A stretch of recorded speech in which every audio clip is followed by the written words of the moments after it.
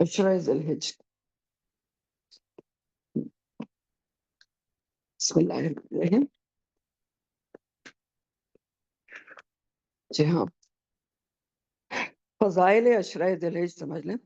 رمضان المبارک کے بعد ذی الحجہ کا مہینہ اسلامی مہینوں میں نہایت اہمیت کا حامل ہے. یہ مہینہ حرمت والے مہینوں میں سے ایک ہے. حرمت والے مہینے کون سے ہوتے ہیں؟ کون بتائے گا؟ جی، حرمت والے مہینے کون سے؟ رجب، ذکر، ذی الحج اور محرم. شابش. سورہ توبہ، جو قرآن کی سورہ توبہ ہے، اس کی آیت نمبر 36 میں اللہ تعالیٰ نے فرمایا ہے کہ جس دن سے زمین و آسمان بنائے گئے ہیں، اللہ کی کتاب میں مہینوں کی تعداد 12 ہے اور اس میں سے 4 حرمت والے ہیں، یعنی ان کی حرمت ہے. اور وہ 4 کون سے ہیں؟ رجب، ذیقعدہ، ذی الحج اور محرم. رجب الگ سے ہے اور 3 لگاتار ہیں، ذیقعدہ، ذی الحج اور محرم. تو یہ حرمت کا مطلب کیا ہوتا ہے؟ یعنی یہ اصل میں رجب میں زیادہ تر عمرہ کیا جاتا تھا پہلے، اور باقی 3 مہینوں میں حج ہے. حج ہوتا ہے نا، آج بھی ہوتا ہے. ذیقعدہ سے فلائٹ جانی شروع ہوتی ہیں اور محرم تک واپس آنے کا سلسلہ جاری رہتا ہے. تو حرمت کا مطلب یہ ہے کہ ان مہینوں میں کوئی غلط کام، کوئی جہاد، قتال وغیرہ، لڑائی جھگڑا نہیں کیا جائے گا، منع تھا. ٹھیک ہے، اپنے جو دشمن بھی اگر نظر آ جاتا تھا تو حرمت والے مہینوں میں اس سے بدلہ نہیں لیا جاتا تھا. تو حرمت کا مطلب یہ ہے کہ یہ ان مہینوں کی حرمت ہے، تو ان میں آپ زیادہ کوشش کریں کہ کوئی غلط کام نہیں ہونا چاہیے، بلکہ زیادہ سے زیادہ نیکیاں ہونا چاہیے اور برے کاموں سے بچنے کی کوشش کرنا چاہیے. یہ حرمت کا مطلب یہ ہے. تو حرمت والے مہینوں سے ایک مہینہ ہے ذی الحج کا. ذی الحج کا پہلا عشرہ، عشرہ کہتے ہیں 10 دن کو، پہلا عشرہ نیکیوں اور اجر و ثواب کے اعتبار سے عام دنوں کے مقابلے میں بہت اہم ہے، جس کی فضیلت قرآن کریم اور احادیث سے ثابت ہے. قرآن کریم میں اللہ سبحانہ تعالیٰ نے ان 10 دنوں کی 10 راتوں کی قسم کھائی ہے. سورہ فجر کی آیت ہے والفجر ولیال عشر، قسم ہے فجر کی اور 10 راتوں کی. تو اکثر مفسرین کے نزدیک لیال عشر سے مراد ذی الحج کی ابتدائی 10 راتیں ہیں، پہلی ذی الحج سے لے کر 10 ذی الحج تک. اور اللہ تعالیٰ نے ان دنوں میں، یعنی جو ذی الحج کے پہلے 10 دن ہیں، ان میں اپنے ذکر کا خاص حکم دیا ہے، جیسا کہ اللہ تعالیٰ کا ارشاد ہے سورہ الحج کی آیت نمبر 28 میں، وَيَذْكُرُ اسْمَ اللَّهَ فِي أَيَّامٍ مَعْلُومَاتٍ، اور معلوم دنوں میں اللہ تعالیٰ کا نام یاد کریں.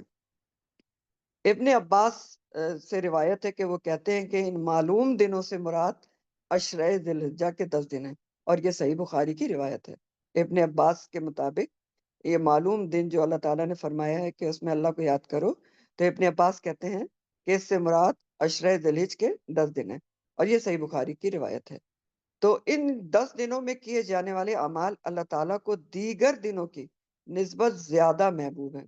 یعنی نیک اعمال تو پوری عمر ہی کرنا چاہیے، لیکن اللہ تعالیٰ نے کچھ خاص دن رکھ دیے ہیں، یہ اس کی خاص مہربانی ہے کہ ان کی فضیلت ہے کہ اس میں آپ جو نیک اعمال کرتے ہیں تو اللہ تعالیٰ اس میں بہت بڑا چڑھا کے اس کا اجر و ثواب دیتے ہیں.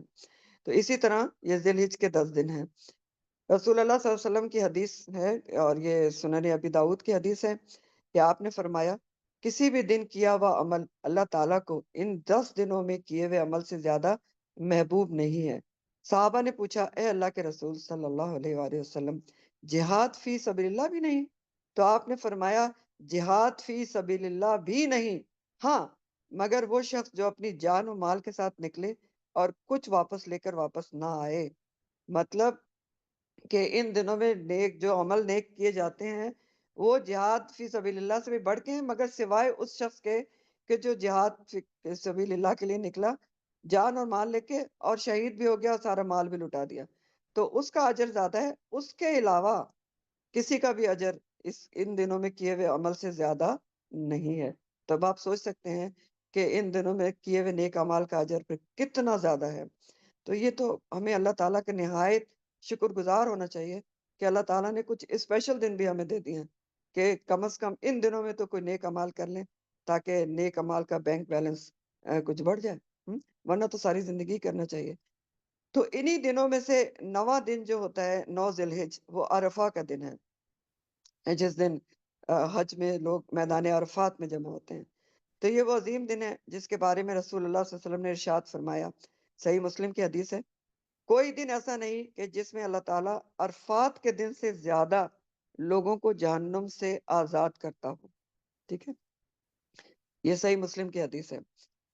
تو اس کا آخری اور 10واں دن یوم النحر یعنی قربانی کا دن ہے، جس کے بارے میں رسول اللہ صلی اللہ علیہ وسلم نے فرمایا اللہ تعالیٰ کے نزدیک سب سے فضیلت والے دن یوم النحر قربانی کا دن اور یوم القر یعنی 11 ذی الحجہ قیام منی ہے، وہ ہیں. یوم القر یعنی جو ایام تشریق ہوتے ہیں ان کو کہا گیا ہے. یہ بھی ابن ماجہ کی حدیث ہے، ابن حبان کی حدیث ہے ساری. پھر عشرہ ذی الحجہ میں کرنے کے کام کیا ہیں؟ عشرہ ذی الحجہ اہل ایمان کے لیے نیکیاں کرنے اور اجر و ثواب حاصل کرنے کا بہترین موقع ہے. سب سے بڑا کام جو ان دنوں میں ہوتا ہے وہ تو حج ہے. ظاہر ہے کہ حج اتنا بڑا جو مسلمانوں کا فریضہ ہے جس میں ساری دنیا کے مسلمان اکٹھے ہوتے ہیں اور حج ادا کرتے ہیں. تو حج کا اہتمام کرنے کے علاوہ اور بھی بہت سارے اعمال ہیں جن کا اہتمام کرنا خاص اجر حاصل کرنے کا ذریعہ ہے، جس میں سب سے پہلے کیا ہے کہ ذکر الہی کیا جائے. عبداللہ بن عمر سے روایت ہے، نبی کریم صلی اللہ علیہ وسلم نے فرمایا، یہ حدیث ہے اور مسند احمد کی حدیث ہے، کوئی دن اللہ تعالیٰ کے ہاں ان 10 دنوں سے زیادہ عظمت والا نہیں، نہ ہی کسی دن کا عمل اللہ تعالیٰ کو ان 10 دنوں کے عمل سے زیادہ محبوب ہے. بس تم ان 10 دنوں میں کثرت سے تہلیل پڑھا کرو. تہلیل کیا ہوتی ہے؟ لا الہ الا اللہ، اور تکبیر اللہ اکبر، اور تحمید الحمدللہ کہو. تو یہ مجموعی طور پر کیا ہو گیا؟ تیسرا کلمہ ہو گیا کہ تیسرا کلمہ آپ بہت زیادہ ان دنوں میں پڑھیں. ٹھیک ہے، جو تیسرا کلمہ میں ساری چیزیں آ جاتی ہیں نا، سبحان اللہ والحمد للہ ولا الہ الا اللہ واللہ اکبر ولا حول ولا قوت الا باللہ العلی العظیم. پھر امام بخاری نے بیان کیا ہے کہ ان 10 دنوں میں ابن عمر اور ابو ہریرہ رضی اللہ تعالیٰ عنہما تکبیر پکارتے ہوئے بازار نکلتے اور لوگ بھی ان کے ساتھ تکبیرات کہنا شروع کر دیتے. یہ بھی صحیح بخاری کی روایت ہے. تو صحابہ کرام سے مختلف تکبیرات پڑھنا ثابت ہے. مثلا ایک تکبیر ہے جو پڑھنا چاہیے ان دنوں میں بہت زیادہ، اللہ اکبر لا الہ الا اللہ، اور وہ اللہ اکبر وللہ الحمد. ایک اور تکبیر ہے اللہ اکبر کبیرہ والحمد للہ کثیرہ وسبحان اللہ بکرۃ واصیلا. تو ذکر الہی. اس کے بعد روزہ ہے. 9 ذی الحجہ کو روزہ رکھنا بہت زیادہ باعث اجر ثواب ہے. اس کے بارے میں رسول اللہ صلی اللہ علیہ وسلم نے فرمایا، صحیح مسلم کی حدیث ہے کہ 9 ذی الحجہ کا روزہ جو ہے، یوم عرفہ کا روزہ، اس دن گزشتہ سال اور آئندہ سال کے گناہوں کا کفارہ ہے. یعنی 2 سال کے گناہوں کا کفارہ ہے. ایک گزشتہ جو گزر گیا لاسٹ ایئر، اور ایک کمنگ جو ایئر ہے اس کے گناہوں کا کفارہ ہے. ایک روزہ، کیا اللہ تعالیٰ کی رحمت اور برکت ہے ہمارے اوپر. ایک اور روایت سے پتہ چلتا ہے کہ رسول کریم صلی اللہ علیہ وسلم 9 ذی الحجہ، یوم عاشور اور ہر ماہ میں سے 3 دن روزہ رکھتے تھے. ٹھیک ہے، ابو داؤد کی حدیث ہے. 3 دن یعنی ایام بیت کے روزے رکھتے تھے. ہاں، ایک پوائنٹ یاد رکھیں کہ جو 9 ذی الحجہ کا روزہ ہے نا، عرفات کے دن کا روزہ، وہ حاجی نہیں رکھے گا میدان عرفات میں. یہ بھی اللہ تعالیٰ کی رحمت و قدرت ہے، کیونکہ تھوڑا ٹف دن ہوتا ہے. یہ جو حج نہیں کر رہے ہیں، یہاں پر لوگ موجود ہیں حج کے علاوہ، وہ رکھیں گے. اور اس میں بھی دیکھیں آپ بہت سارے کام اس میں جو آپ ذی الحجہ میں آپ کو بتائے جاتے ہیں، وہ کیوں بتائے جاتے ہیں؟ اگر سوچ کے دیکھیں نا، اللہ تعالیٰ چاہتے ہیں کہ آپ اگر حج پہ نہیں بھی گئے تو حاجیوں سے مماثلت ہو، آپ کی مماثلت ہو، ریزیمبلنس رہے آپ کی حاجیوں کے ساتھ، اور آپ ان کے اجر و ثواب میں اسی ایک سمجھ لیں کہ اس کے موڈ میں آ جائیں حج کے. سمجھ رہے ہیں بات؟ یہ بہت سارے احکامات اس لیے ہیں کہ آپ حج کے ہی موڈ میں آ جائیں کہ میں بھی بس حاجی ہوں، اور وہ سارے کام کریں جو حاجی کر رہے ہیں. یہ اصل میں حکمت اور مصلحت ان ساری چیزوں کی یہ ہے کہ یہ 10 دن وہاں پر حاجی جو کچھ کر رہے تھے آپ ان کے ساتھ مل جائیں، اور اللہ کی رحمت اور جو کرم ہے وہ آپ کی طرف بھی متوجہ ہو. حاجی سے ریزمبل کریں، جو کچھ حاجی کر رہا ہے وہ کریں. اسی لیے آپ دیکھیں کہ جو منع کیا گیا ہے کہ ناخن نہ کاٹیں اور بال نہ کاٹیں، جس نے قربانی کی نیت کی ہوئی ہے پہلی ذی الحجہ کے بعد یعنی چاند نکلنے کے بعد، تو وہ بھی ایک طرح سے حاجی کے ساتھ ریزمبلنس ہے نا. احرام میں جو حاجی ہوتا ہے وہ یہ سب کام نہیں کرتا نا. تو یہ ساری چیزیں اگر آپ دیکھیں تو اس کے پیچھے آپ کو جو بیک میں جو وجہ نظر آتی ہے نا، حکمت، وہ یہ ہے کہ حاجی سے ریزمبلنس رہے آپ کی، ٹھیک ہے، آپ اس حج کے موڈ میں آ جائیں، اور آپ اللہ تعالیٰ کی رحمت کی نظر آپ کے اوپر بھی حاجیوں کے ساتھ ساتھ پڑتی رہے۔ پھر اور بھی بہت سارے کام ہیں جو عشرہ ذی الحجہ میں کرنا چاہیے، اور یہ وہ کام ہے جو ساری عمر بھی کرنا ہی چاہیے، لیکن ساری عمر اگر انسان نہیں کر پاتا، کرنا تو چاہیے لیکن بہت سارے لوگ نہیں کر پاتے، تو پھر وہی بات ہے کہ اللہ تعالیٰ کی شدید رحمت اور کرم ہے کہ اس نے آپ کو خاص دن دیے ہیں کہ اس میں کم از کم یہ کام کرو، اور پھر یہ بھی حکمت ہے کہ اگر ان 10 دنوں میں یہ کام کر لیں گے تو انشاءاللہ آپ کو عادت پڑ جائے گی اور آپ پہ ساری عمر ہی کریں گے۔ تو کرنے کے کام تو بہت سارے ہیں۔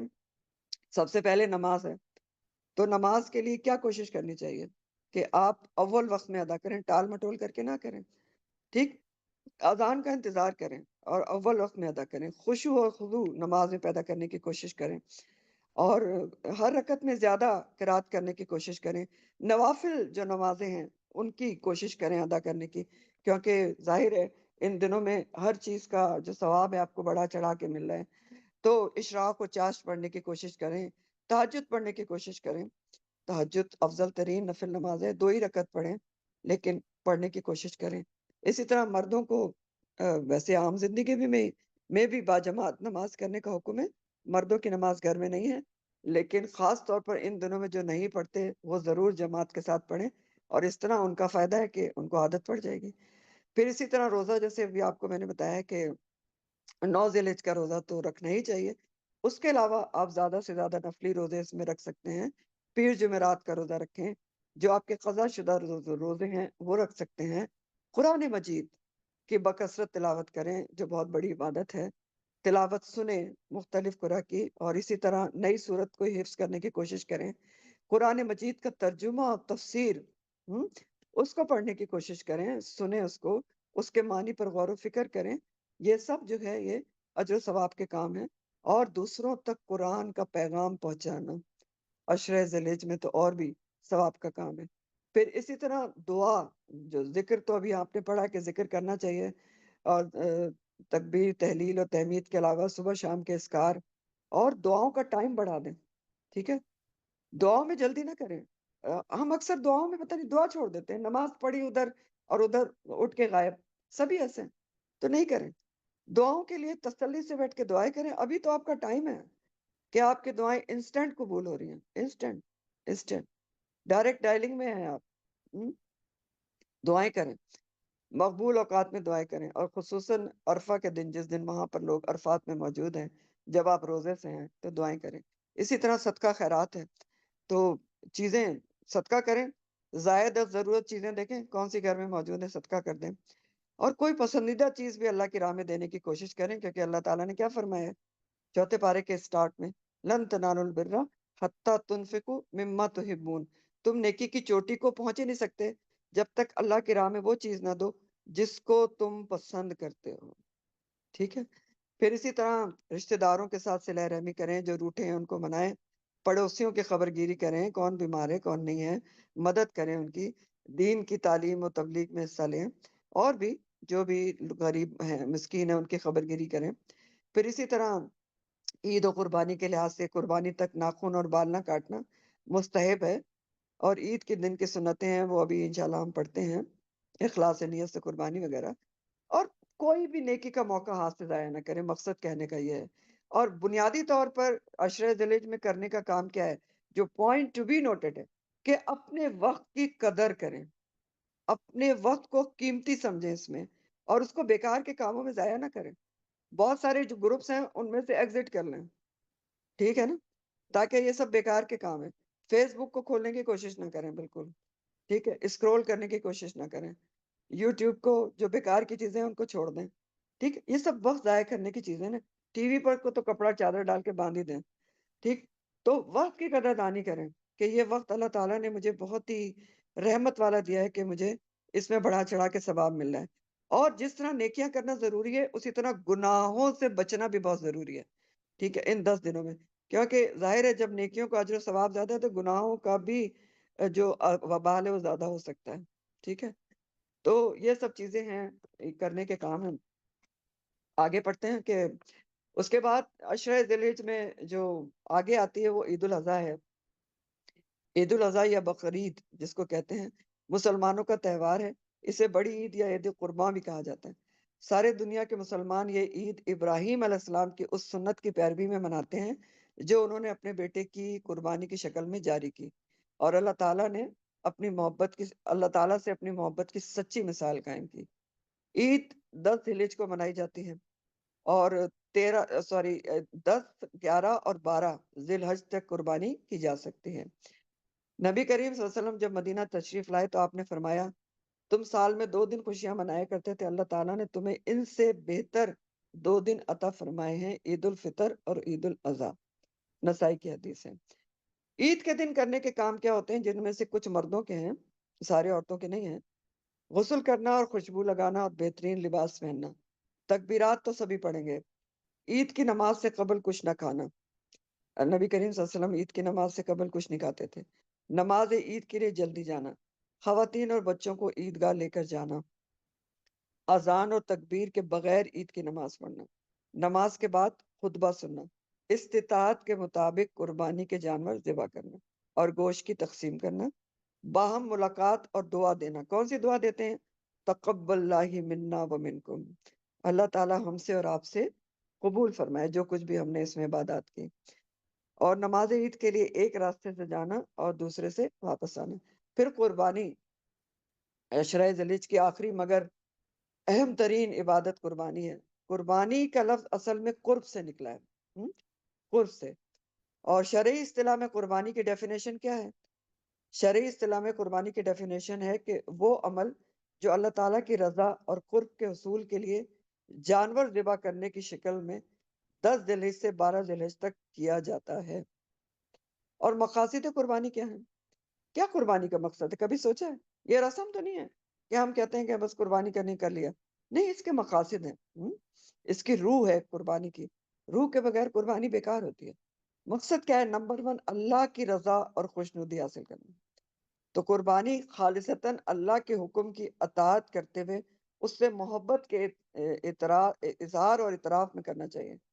اپنے آپ کو ہر طرح کی ریاکاری سے بچاتے ہوئے جانور ذبح کرنا ہے، یہ قربانی کا اصل مقصد ہے۔ ریاکاری نہیں آنا چاہیے کہیں سے بھی، اور اس سے بچنا چاہیے۔ یہ انسان جان بوجھ کے نہیں کرتا، یہ ویسے ہی آ جاتی ہے۔ وہ کوئی آپ کو بتا رہا ہے کہ ہم نے تو 4 بکرے لیے ہیں، آپ کہیں گے نہیں ہم نے تو 6 لیے ہیں اور اوپر سے ایک ویڑا بھی لیا۔ نہیں، آپ کو کسی کو بتانے کی ضرورت نہیں ہے۔ آپ کس کے لیے کر رہے ہیں؟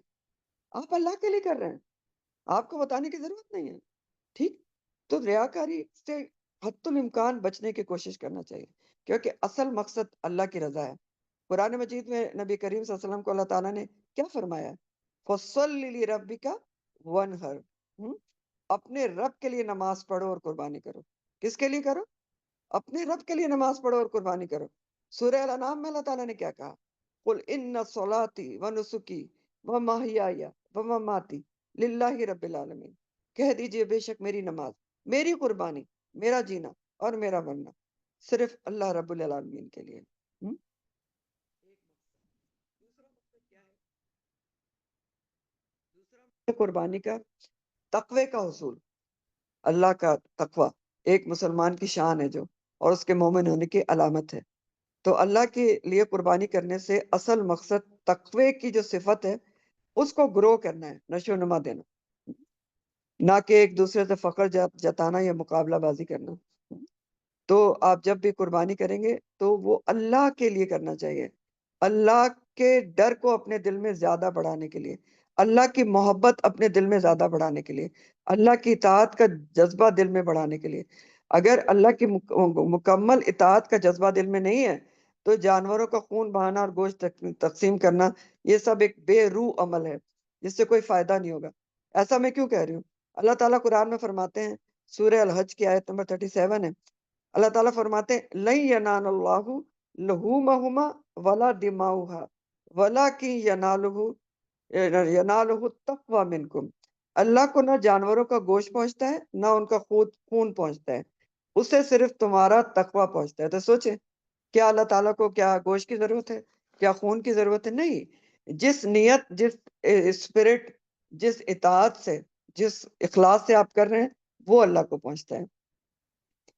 پھر قربانی کی اہمیت کے بارے میں کچھ بات کروں گی۔ قربانی کا حکم آدم علیہ السلام سے لے کر رسول اللہ صلی اللہ علیہ وسلم تک تمام اسلامی شریعتوں میں رہا ہے۔ اللہ تعالیٰ فرماتے ہیں، سورہ الحج کی آیت نمبر 67 ہے، حج 67، لِكُلِّ أُمَّةٍ جَعَلْنَا مَنْسَكًا هُمْ نَاسِكُوهُ، ہم نے ہر امت کے لیے ایک طریقہ قربانی مقرر کر رکھا ہے اور وہ اس پر چلنے والے ہیں۔ قرآن مجید میں بہت ہی خوبصورت انداز میں ابراہیم علیہ السلام کی قربانی کا ذکر کیا گیا ہے۔ سورہ الصافات صافات کی آیات 99 سے 108 تک ہیں، 99 سے 108 تک ترجمہ پڑھ رہی ہوں۔ اور ابراہیم علیہ السلام نے کہا، میں اپنے رب کی طرف جاتا ہوں اور عنقریب وہ میری رہنمائی کرے گا۔ اے میرے رب، مجھے صالحین میں سے اولاد عطا کر۔ تو ہم نے اس کو ایک حلیم لڑکے کی بشارت دی۔ وہ لڑکا جب اس کے ساتھ دوڑ دھوپ کرنے کی عمر کو پہنچ گیا تو ابراہیم نے کہا، بیٹا میں نے تو خواب میں دیکھا ہے کہ میں تجھے ذبح کر رہا ہوں۔ اسماعیل علیہ السلام کی بات ہو رہی ہے، تیرا کیا خیال ہے؟ اس نے کہا کہ اے میرے ابا جان، جو آپ کو حکم دیا گیا ہے کر ڈالیے، کیا بیٹا ہے اور کیا باپ ہے۔ تو آپ انشاءاللہ مجھے صابروں میں سے پائیں گے۔ تو جب ان دونوں نے اطاعت کی اور اس نے اسماعیل علیہ السلام کو ماتھے کے بل لٹا دیا تو ہم نے ندا دی، اے ابراہیم، تو نے خواب سچ کر دکھایا، بے شک ہم نیکی کرنے والوں کو ایسے ہی جزا دیتے ہیں۔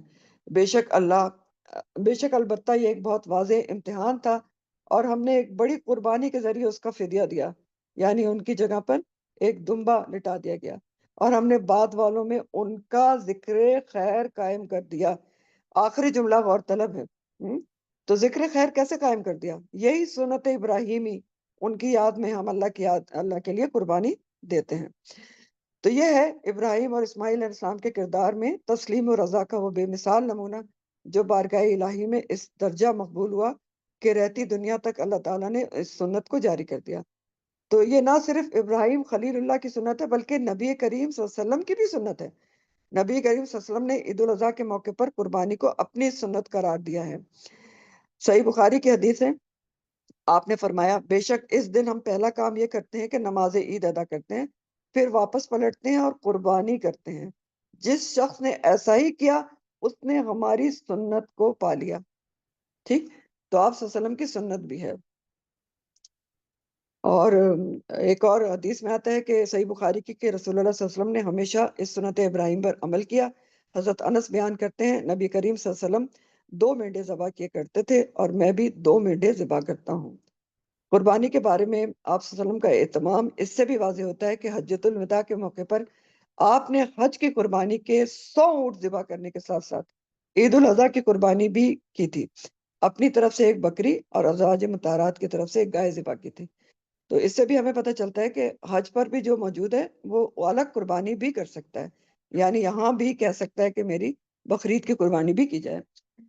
اور جو استطاعت کے باوجود قربانی نہ کرے تو ایسے لوگوں کے بارے میں رسول اللہ صلی اللہ علیہ وسلم نے کیا فرمایا؟ آپ نے فرمایا کہ جو وسعت کے باوجود قربانی کرے تو وہ ہمارے عیدگاہ کے قریب نہ آئے، اور یہ بھی حدیث ہے۔ اور ایک اور بھی حدیث ہے، وہ میں آپ کو پڑھ کے سناتی ہوں ایک اور کتاب سے۔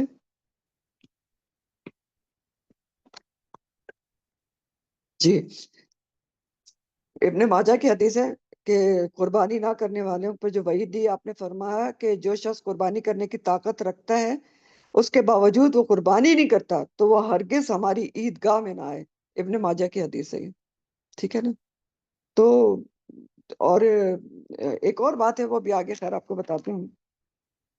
تو یہ استطاعت کے باوجود قربانی، اور استطاعت بھی ابھی آپ کو انشاءاللہ بتاؤں گی۔ تو بہرحال صحابہ کرام بھی نبی کریم صلی اللہ علیہ وسلم کی اتباع میں قربانی کا اہتمام فرماتے تھے۔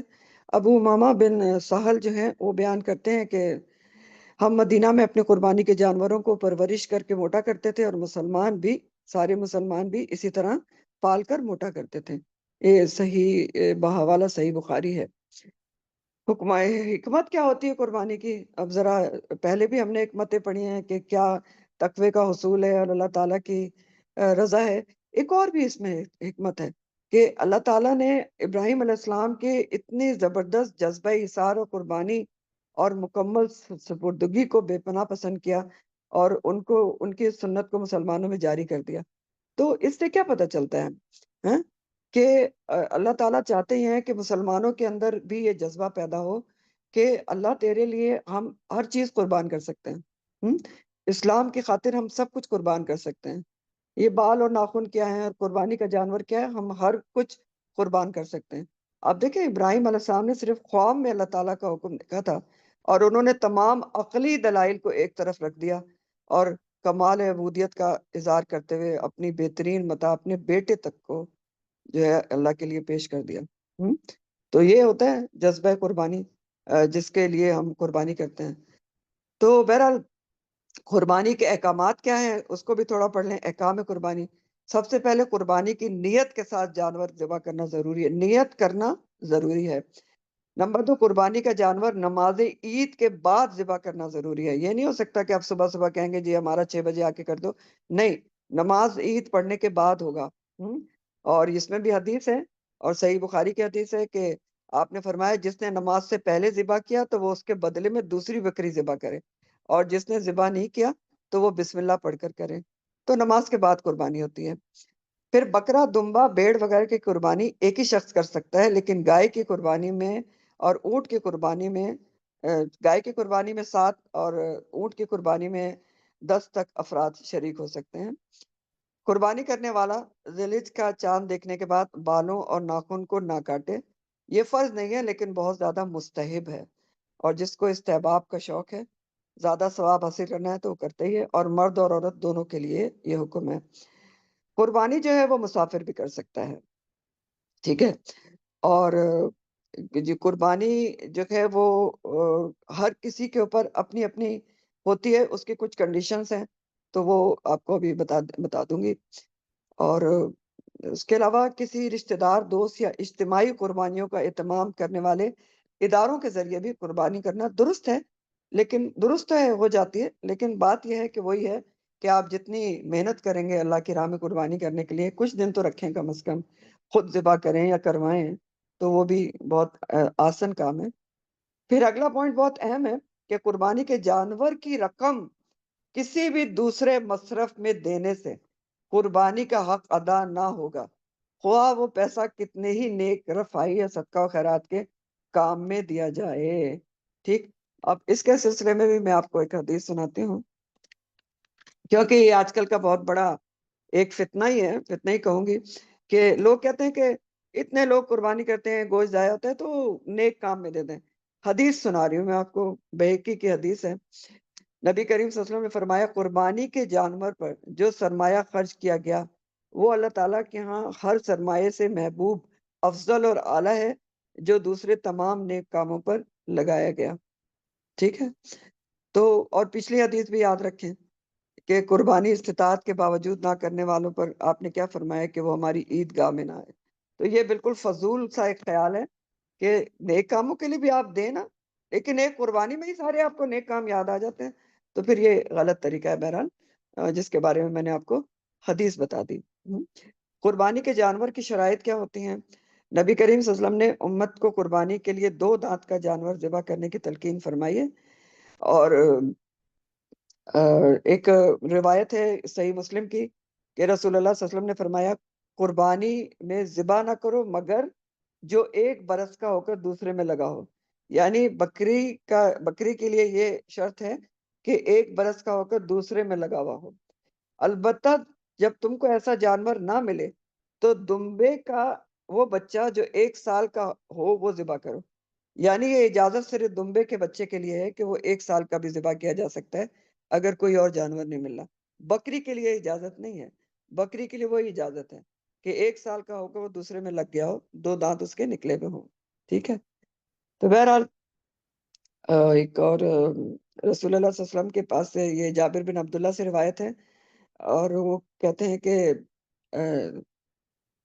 جی رسول اللہ صلی اللہ علیہ وسلم کے پاس 2 سینگوں والے چتکبرے بڑے بڑے مینڈے لائے گئے. آپ نے ان دونوں میں سے ایک کو پچھاڑا اور فرمایا اللہ تعالیٰ کے نام سے، اور اللہ تعالیٰ سب سے بڑا ہے، محمد صلی اللہ علیہ وسلم اور ان کی امت کی طرف سے، وہ جنہوں نے تیری توحید کی گواہی دی اور میرے پیغام کو پہنچانے کی شہادت دی. تو یہ بھی حدیث ہے جو میں آپ کو سنائی ہے.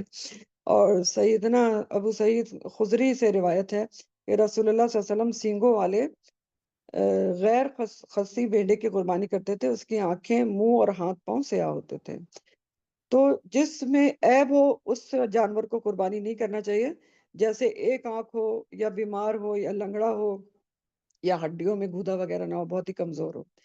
پھر اسی طرح ذبح کے بھی احکامات ہیں۔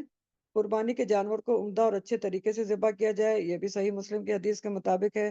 ذبح کرتے وقت جانور کو قبلہ رو لٹانا مستحب ہے۔ ذبح کرتے وقت چھری کی دھار تیز ہونی چاہیے۔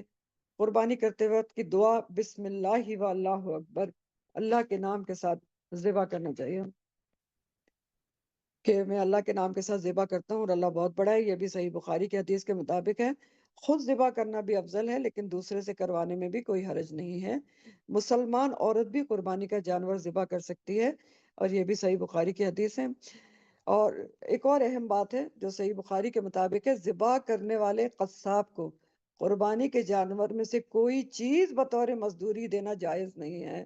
آپ اس کو پیسے الگ سے دیں گے، یہ نہیں ہو سکتا کہ آپ اس کو کہیں کہ یہ کھال لے جاؤ اور یہ سری لے جاؤ تو تمہارا معاوضہ ہو گیا، نہیں، ٹھیک ہے۔ تو یہ بھی بہت امپورٹنٹ پوائنٹ ہے۔ اب قربانی کی گوشت کی تقسیم کی بات ہے، تو قربانی کا گوشت خود کھانا اور ضرورت مندوں کو دینا قرآن پاک سے ثابت ہے۔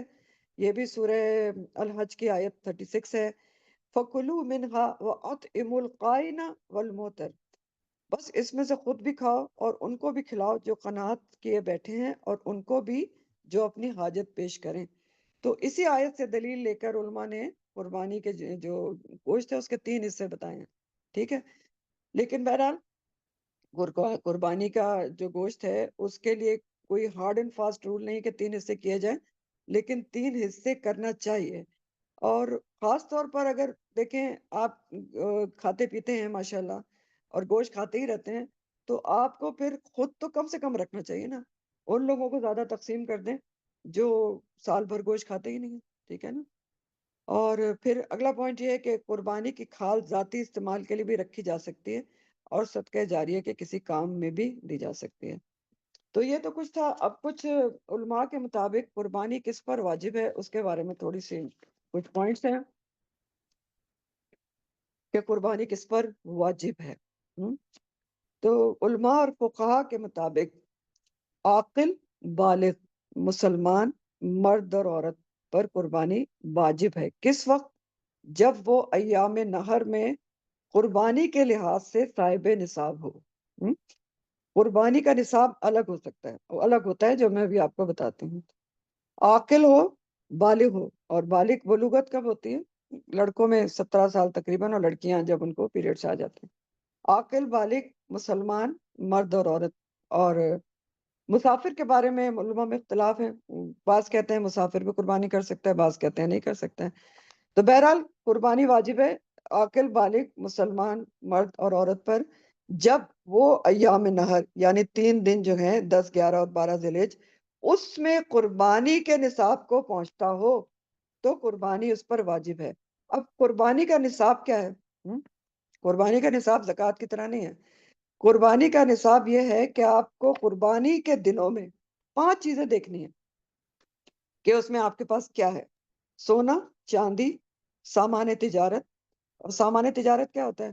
یعنی کوئی مال آپ نے دکان میں ڈالا ہے، کوئی کپڑا ڈالا ہے، کچھ بھی جو آپ نے آئندہ بیچنا ہے، یا اس کے علاوہ سامان تجارت یہ بھی ہے کہ کوئی پلاٹ آپ نے رکھا ہوا ہے بیچنے کے لیے وغیرہ وغیرہ۔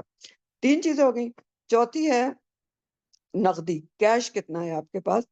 5ویں ہے زائد از ضرورت اشیاء آپ کے گھر میں کتنی ہیں۔ اور زائد از ضرورت میں 2 چیزیں آتی ہیں کہ ایسی چیزیں جو سال بھر آپ استعمال ہی نہیں کرتے، بس پڑی ہوئی ہیں، تو وہ دیکھیں کہ وہ کتنی ہیں۔ بہت ساری کراکری ہوتی ہے نا، اس کی کاسٹ کیا ہے۔ اور بھی بہت ساری چیزیں جو سال بھر پڑی ہوئی ہیں، کپڑے ہیں ٹنگے ہوئے ہیں، پہنتے ہیں ہی نہیں آپ۔ اور دوسری زائد از ضرورت میں وہ چیزیں ہیں جن کو شریعت ضرورت نہیں سمجھتی بلکہ لوف سمجھتی ہے۔ جیسے آپ کے پاس LCD لگے ہوئے ہیں، پتہ نہیں کتنے کمروں میں لگے ہوئے ہیں، آلات موسیقی ہیں، میوزک سسٹم ہے، تو ان کی سب کی کاسٹ دیکھنی پڑے گی۔ تو ان 5 چیزوں میں سے اگر 5 موجود ہیں یا 3 موجود ہیں یا 2 موجود ہیں یا 1 موجود ہیں اور اس کی قیمت 52 تولہ چاندی کے برابر ہے، ٹھیک ہے، یا تو آپ کے پاس سونا اور چاندی موجود ہے، چاندی 52 تولہ موجود ہے یا اتنا سونا موجود ہے، جو 52 तोला चांदी के बराबर है, या इनमें से कोई चीज मौजूद है जो 52 तोला चांदी की कॉस्ट के बराबर है, कैश मौजूद है, तो कुर्बानी उस पर वाजिब और लाजिम है। बकरीद के 3 दिनों में अगर ऐसा है तो उसको कुर्बानी करनी होगी, तो वो साहिब निसाब है। अब इसमें बाज लोग कहते हैं कि कर्जे के बारे में उलमा ये कहते हैं कि कर्जा अगर आपके ऊपर ऐसा है कि उसकी मियाद मुकर्रर नहीं है, आपने कभी भी देना है, और आपके पास कुर्बानी के दिनों में कुर्बानी के पैसे मौजूद हैं, तो फिर भी आप कुर्बानी करें। हाँ, अगर कर्जा ऐसा है कि उसको आपने मंथली इंस्टॉलमेंट देनी है, और तो पहले आप उस कर्जे को निकालेंगे, और उसके अलावा और क्या चीजें निकालेंगे अपने कैश में से, जो यूटिलिटी बिल्स वगैरह आप देते हैं, बिजली वगैरह के, अगर घर का किराया है, बेसिक ग्रोसरी वगैरह के पैसे निकाल के अगर आपके पास कुर्बानी के पैसे बचते हैं तो आप कुर्बानी करेंगे। तो घर के जिस फर्द पर भी ये शराइत मौजूद होंगी तो उस पर कुर्बानी वाजिब है, और पहले अपनी वाजिब को कुर्बानी देना चाहिए, और उसके बाद फिर यह है कि मरूमीन के लिए जो लोग देते हैं उसकी भी दलील मौजूद है, तो उसके लिए भी दी जा सकती है। तो ये कुछ था। आखिर दावाना अल्हम्दुलिल्लाहि रब्बिल आलमीन, सुब्हानकल्लाहुम्मा व बिहम्दिका, नशहदु अल्ला इलाहा इल्ला अंता, नस्तगफिरुका व नतूबु इलैक, सुब्हान रब्बिका रब्बिल इज्जति अम्मा यसिफून व सलामुन अलल मुरसलीन वल्हम्दुलिल्लाहि रब्बिल आलमीन। रब्बना बच्चों की तरफ तक़ब्बल मिन्ना से अभी इन्नका अंतस समीउल बस अलीम एक सवाल। व तुब अलैना इन्नका अंतत तव्वाबुर रहीम। अल्लाह ताला सुब्हान ताला हमें इन 10 दिनों में बहुत ज्यादा इबादत की, मकबूल इबादत की तौफीक दें, और फिर आमीन। वो इन इबादत को हमेशा कंटिन्यू रखने की भी तौफीक दें, कि हम हमेशा जी ही उनके आदी हो जाएं इंशाअल्लाह ताला। अस्सलामु अलैकुम व रहमतुल्लाहि व बरकातुहू।